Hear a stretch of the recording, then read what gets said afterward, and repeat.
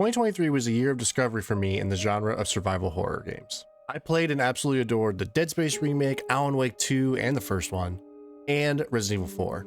I genuinely can't believe I'm in a place now in my life where I'm not only am willing to play these games, but I'm actively looking forward to playing them. And 2024 gave us another banger in Silent Hill 2. Much like the other remakes I played last year, I had no experience with Silent Hill 2 going into playing this game. All I knew as far as what to expect was that it was a wild journey of psychological horror and a story that is very much up to interpretation in a lot of ways. This very much held true as I worked through this game. If you try to look at Silent Hill 2 literally, it almost immediately starts to not make much sense. I love games that make me think about the symbolism of what it's telling me. The story has a lot going on, but at its core, you play as James Sutherland, a man whose wife died a few years ago, but receives a suspicious letter in the mail claiming to be his thought-to-be dead wife, Mary, asking him to return to Silent Hill and find her.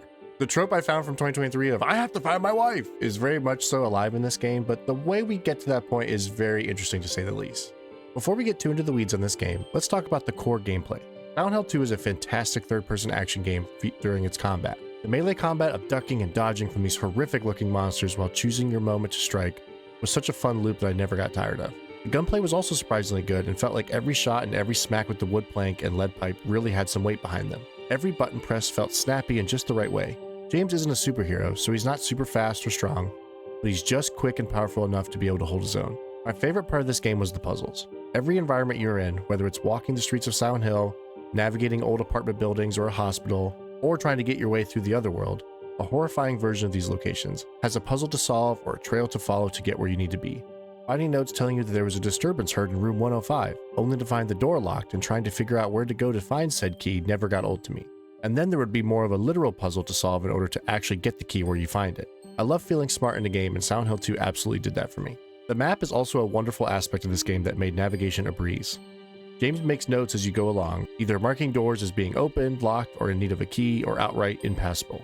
You also make notes for numbers you need for a later lock, or keywords to remember for riddles, making it easy at a glance to see all of the information you have earned so far. You could probably call me an expert on the map because I'm not joking, in my 17 hours of playing this game, I looked at the map 1,400 times.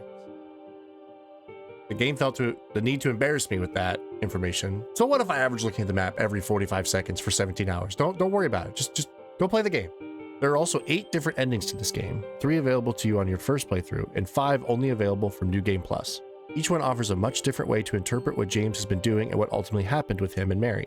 I'm the last person to attempt to explain all the different ways these endings vary and what they are trying to say, but I got the water ending, which apparently is a rare one. It was really cool, and even if you don't plan to go for all the endings, I highly recommend looking up what the other endings are. I'll even link in the description the very video I watched to help me figure out what happened in this game. I haven't even talked about how genuinely unsettling and terrifying this game was. They nailed the horror in survival horror for sure, and my scare counter hit, I believe, 40 in my playthrough. So much of the ambiance and subtlety in every moment of this game just has this sense of dread that was intoxicating. I was so stressed out, especially during the prison sequence, but I couldn't stop wanting to play it. I know a game is great when I add extra streams to my schedule to play more, and I had 5 streams in 2 weeks at the end of the game when I started off playing only once a week. I feel like this is definitely going to be my longest video so far, but the top 7 really were kind of a step above for me.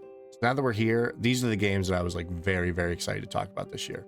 To the point where I was kind of shocked that Silent Hill was only 7. I was looking at my list and I was like, this can't be right. There has to be more than this, but no, 7's where it's at. It was another great year for the high-end games for sure. I had an absolute blast with Silent Hill 2, especially on stream this year. We had some people find the channel, which was really fun and helped me get through my way of navigating this map 1,400 times, as I mentioned. Don't quit bringing it up. I don't know why you keep talking about me in the map. If you like survival horror, Silent Hill 2 has cemented itself, for me at least, as a newcomer to the franchise, as a must-play that came from 2024.